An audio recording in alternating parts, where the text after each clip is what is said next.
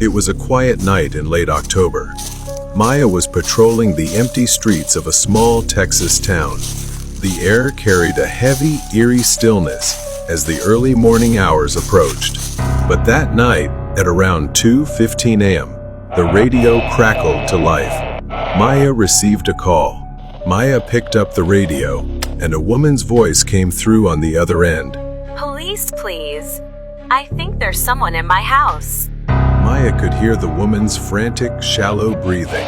But just as she was about to respond, the line went dead. She tried calling back, but it went straight to voicemail. Maya radioed a colleague to get the location. She stopped, squinting at her GPS.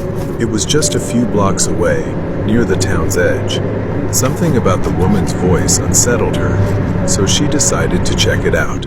Maya arrived at the location, but there was nothing, just an empty lot. The wind whistled softly, rustling through the tall, dry grass. She checked her GPS again. The location was correct, but there was no house, just emptiness. In the distance, a faint light flickered on the porch of an old farmhouse. Maya felt an odd pull toward it. She decided to walk to the farmhouse, thinking maybe they knew something. She parked and approached the door. Maya knocked, and after a few minutes, the door creaked open. A young man answered, looking tired, confused, and not at all like someone who had made a frantic emergency call.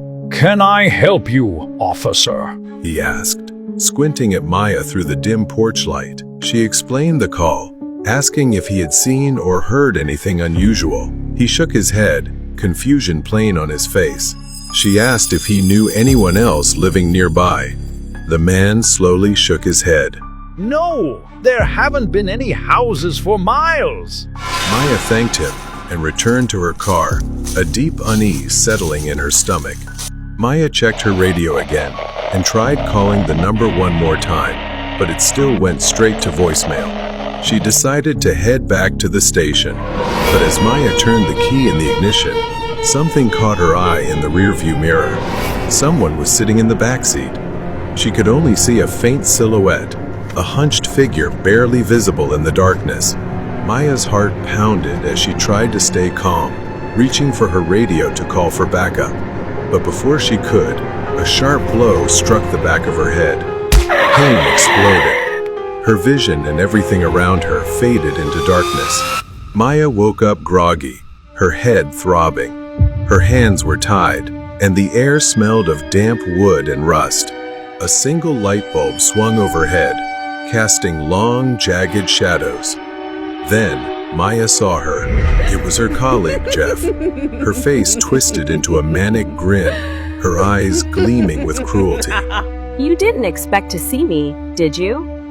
I've been waiting for this. She continued, pacing with a gleaming knife in hand. Do you know how long I had to smile? While everyone adored you, Maya.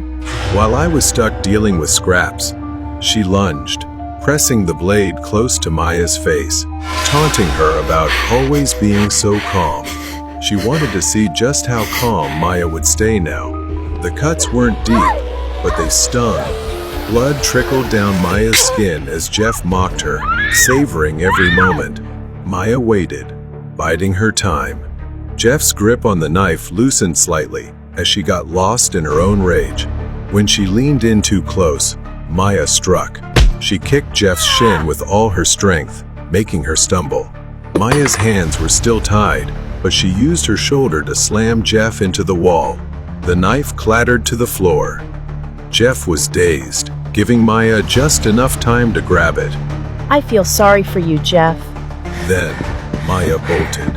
Behind her, Jeff staggered out, screaming Maya's name, but her voice grew fainter as Maya sprinted toward her patrol car.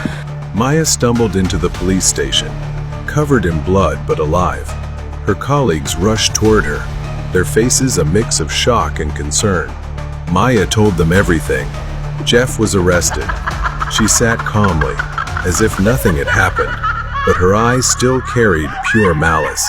A few weeks later, Maya drove past the place where it all began. But now, she understood. Sometimes the monsters we fear don't hide in the darkness. They stand right beside us, wearing friendly faces.